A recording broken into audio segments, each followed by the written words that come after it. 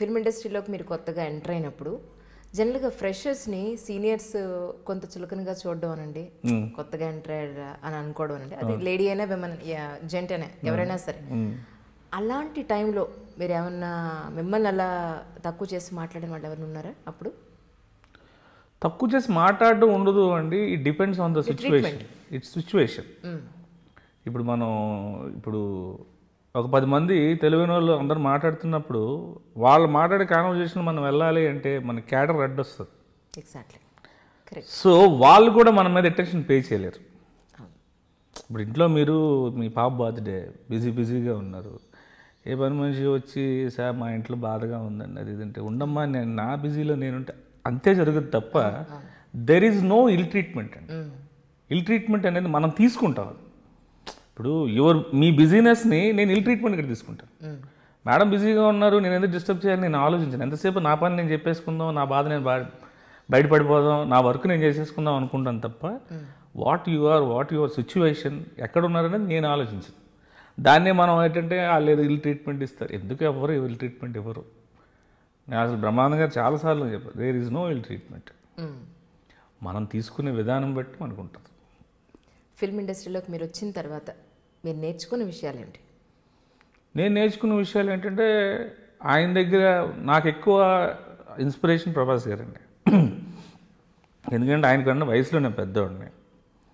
అతి చిన్న వయసులో ఇన్ని రెస్పాన్సిబిలిటీసు, ఇంత ఓపిక, ఎక్కడ డాలింగ్ ఏంటి ఎట్లాగా అంటే అనుభవిస్తే తెలుస్తుంది. చాలా పేషెన్స్, ఆ ఏజ్లో అంత పేషెన్స్ నేను కాదు కదా ఎవరో ఉండలేరు, కష్టం. పైగా అంత ఫేమ్ వచ్చేసిన తర్వాత కూడా ఆయన అందరి గురించి ఆలోచించే ఓపిక భగవంతుడు ఆయనకి ఇచ్చేసాడు. అందులో 10% ఉంటే I'm will be success like anything. అసలు ఉండలేము, మనకి చిరాకు ఉంటుంది, టెన్షన్స్ ఉంటాయి, అసలు అన్నింటిని పక్కన పెట్టి అలాగా ఒక బుద్ధుడి విగ్రహం లాగా ఓపికగా ఉంటాడు. లేకపోతే బాహుబలి 4 years చేయడం అంటే, నేను 10 days ఒక ఫైట్కి వెళ్ళాం మేము ఒక సినిమాకి, నరేష్ గారి సినిమాకి. మన సాంగి టెంపుల్లో ఫైట్, రోజు ఇక్కడి నుంచి ఆర్ఎఫ్సీకి వెళ్ళాలి రావాలి 10 daysకే నేను ఇలా అయిపోతే 4 years ఎలా ట్రావెల్ చేశాడు.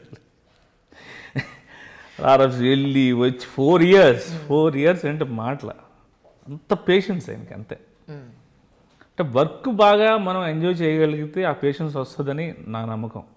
తనకి వర్క్ అంటే అంత ఇది. అప్పుడు ఆయన దగ్గర నేర్చుకుంది ఏంటంటే, నాకు ఇప్పటికీ నేను నమ్మేది ఏంటంటే, నాకు పని ఉన్నంత కాలం ఐ విల్ సక్సెస్. డబ్బు ఉంటుంది పోతుంది, 24 hours మనకి పని ఉంది అంటే మనం సక్సెస్ అయినట్టే నా feeling. This is Prabhas Srinu. Subscribe I dream.